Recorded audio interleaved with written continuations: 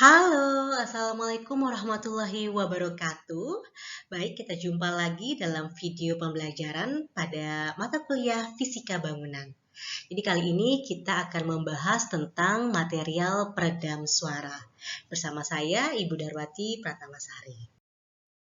Untuk pelajaran kali ini kita akan membahas tentang jenis-jenis kebisingan, kemudian tujuan peredam suara, ya, bagaimana karakteristik material peredam suara, apa saja sih material peredam suara, dan aplikasi material peredam suara.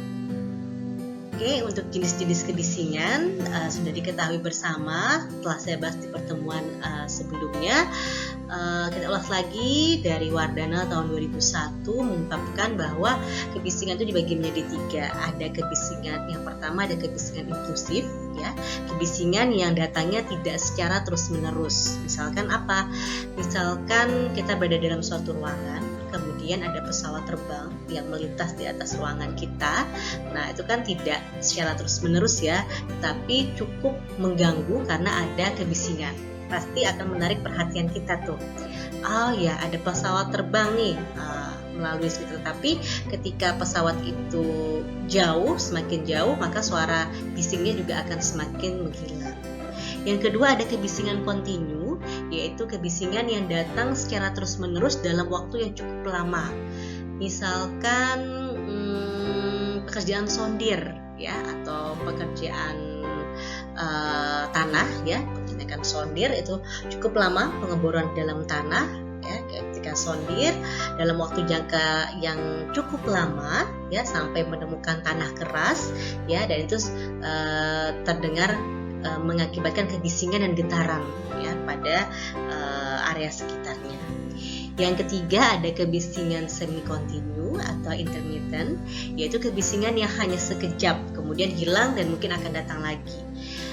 Misalkan ketika kita memaku nih, ya, memaku figura foto di tembok, tak tak tak tak tak. Nah, seperti itu. Nah, jadi itu bisa kebisingan yang sekejap, ya, hilang, tapi ketika kita pindah untuk memasang figura berikutnya, ya, akan terjadi lagi tuh suaranya bising yang mungkin juga akan menarik perhatian orang lain ketika kita mematok atau memaku. Tujuan peredam suara ada 3, yaitu penyerapan suara, kemudian pemantulan suara, dan insulasi suara. Di mana penyerapan suara adalah bertujuan untuk mengurangi pantulan yang menyebabkan gema pada sebuah ruangan.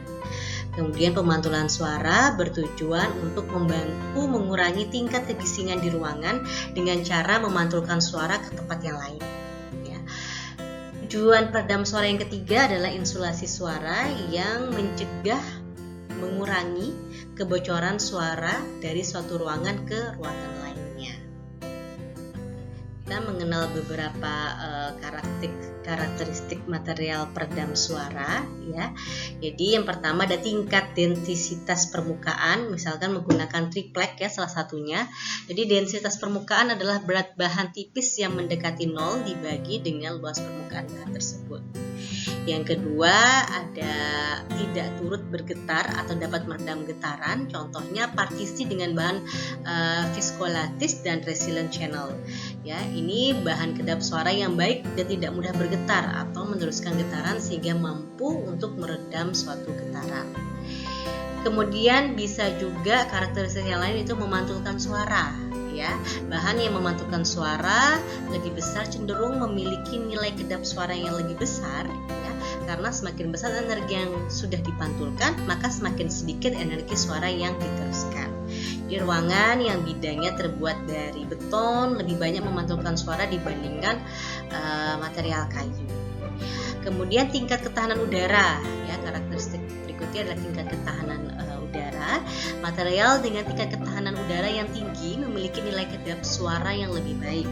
Material dengan tingkat tahanan udara yang kecil umumnya memiliki pori atau rongga udara yang bisa menerobos masuk atau mengganggu dalam suatu ruangan itu. Misalkan kain berpori rapat. Kemudian karakteristik lain yang terakhir adalah aman bagi manusia dan lingkungan. Syarat yang paling penting bagi bahan kedap suara adalah keamanan bagi manusia dan lingkungannya. Keamanan dalam hal ini adalah aman buat kesehatan manusia, yaitu tidak beracun, ya. Misalkan upgraded noise armor, yaitu aman terhadap ancaman kebakaran karena tidak cepat merambatkan api. Selanjutnya, material peredam suara. Yang pertama ada acoustical fiber, ya. Acoustical fiber adalah bahan peredam suara dengan densitas beragam densitas mulai dari 300, ya, 600, 800 dan 1000. Nah, ini terbuat dari anyaman serabut polypropylene, ya, yang halus, bisa dilihat pada gambar. Terbuat dari anyaman serabut, ya, juga memiliki kekuatan serap suara yang sama atau lebih baik dibandingkan bahan peredam lainnya, yang tebalnya 10 kali lebih tebal, berwarna putih dengan lebar 1,5 meter dan tebal mulai dari 4 mm sampai 10. Kemudian ada glass wool yang kedua, ini sudah familiar sekali, yang berfungsi meredam suara dan dapat menginsulasi panas, ya, karena sifatnya yang menyerap uap air. Jadi dalam keadaan lembab, apalagi kita yang ada di Samarinda ini, ya, tropis lembab, kemampuan meredam suara glass wool ini menjadi berubah, ya. Glass wool ini yang lembab akan berjamur dan beratnya menjadi 5-7 kali berat aslinya. Nah, kelembaban glass wool ini juga berdampak pada umur yang mana glass wool akan mudah menjadi lapuk dan hancur seperti, ya. Kemudian ada yang ketiga itu rock wool, ya, bahan peredam suara yang terbuat dari bahan dasar bebatuan. Nah, ciri-cirinya ya seperti selimut tebal, ya, yang berwarna abu-abu atau kuning. Nah, rock wool ini biasanya dia dijual eceran dalam bentuk lembaran dalam kuantitas besar dalam bentuk roll atau lembaran berkemas plastik, ya. Ketebalannya mulai dari 25 mili sampai 100 mili dengan densitas permukaan dimulai dari 30 gram per meter kubik sampai 100 gram per. Kemudian ada yang keempat adalah green wool. Green wool ini saat ini dianggap sebagai bahan peredam suara yang sangat ramah lingkungan, sehat, tidak berbau dan tahan lama. Dibandingkan bahan peredam glass wool dan rock wool, maka green wool ini diklaim tidak menyerap air sehingga bisa bertahan sampai tahunan. Ya. Jadi penggunaan green wool ini dapat digunakan secara luas, yaitu di dalam bidang kesehatan, audio, perusahaan makanan, otomotif, dan kemudian ada Acoustical About 230, ya. Ini bahan peredam suara yang berpori, ya, yang berbentuk softboard, ya, serat polyester yang dipadatkan dengan densitas 230 kg per meter kubik. Jadi panjangnya bisa mencapai 1,2 meter dan lebarnya 0,6 meter serta tebal 9 mm. Softboard ini relatif tipis sehingga menghemat ruangan. Kemudian dia juga fire safety, ya, bebas alergi, bebas racun, beragam juga cara pemasangannya untuk keindahan dan juga awet, ya, atau tahan. Kemudian selanjutnya ada Acoustical Sound Treatment SW. Ini adalah seperti di gambar, bisa dilihat contohnya. Ini adalah polycylinder diffuser yang bekerja efektif pada frekuensi tinggi. Sebuah modul, ya, yang didesain dengan menggunakan software, kemudian terbuat dari bahan plastik, ya. Ini tersedia dalam dua warna, ada coklat dan hitam.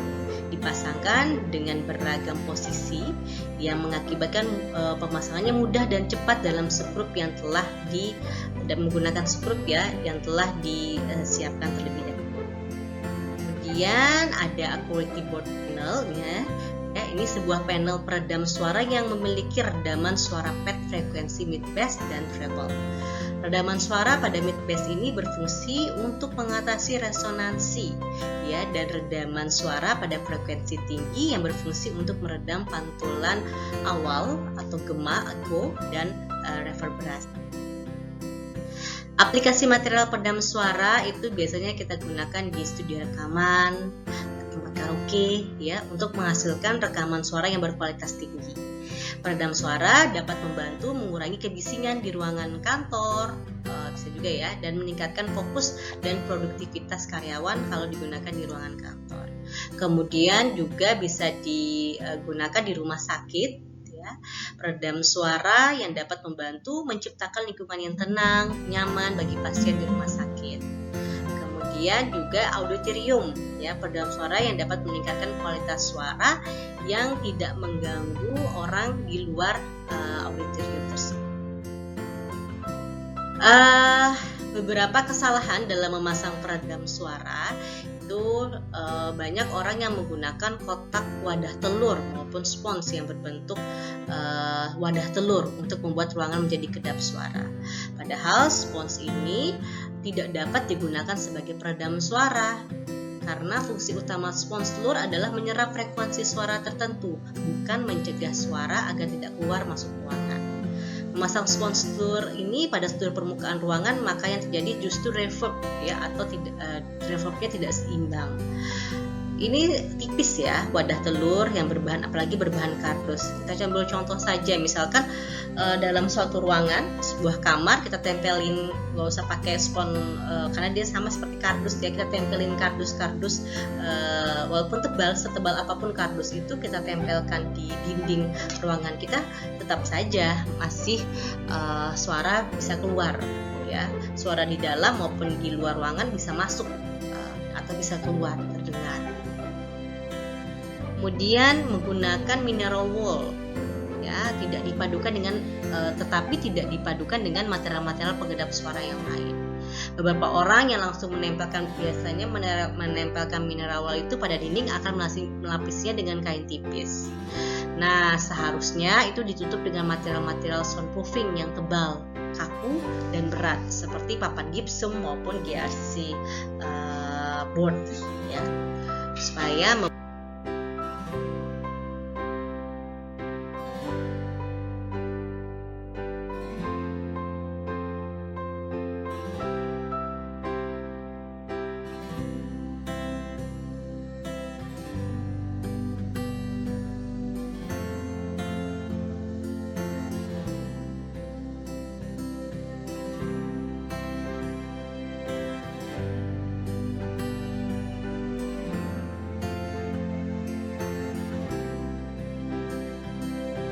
kemudian tidak menutup celah-celah kecil. Nah, bukan hanya dinding, plafon, dan lantai yang akan menjadi jalan bagi gelombang suara. Jadi, pintu, jendela juga merupakan jalan bagi gelombang suara untuk keluar masuk sebuah ruangan. Jadi, sehingga pintu dan jendela juga perlu diinsulasi atau diberi material peredam suara ruangan, sehingga harus tetap ditutupi. Materialnya seperti karet, ya, yang bersifat soundproof, busa yang dilapisi karpet peredam, atau serabut plastik, ya, seperti sapu atau sikat cuci. Oke, sampai sini dulu materi video pembelajaran hari ini di pertemuan kelima. Saya harap dapat ilmu, banyak manfaat yang bisa disampaikan pada hari ini. Saya akhiri pertemuan hari ini. Wabillahi taufiq wal hidayah. Wassalamualaikum warahmatullahi wabarakatuh.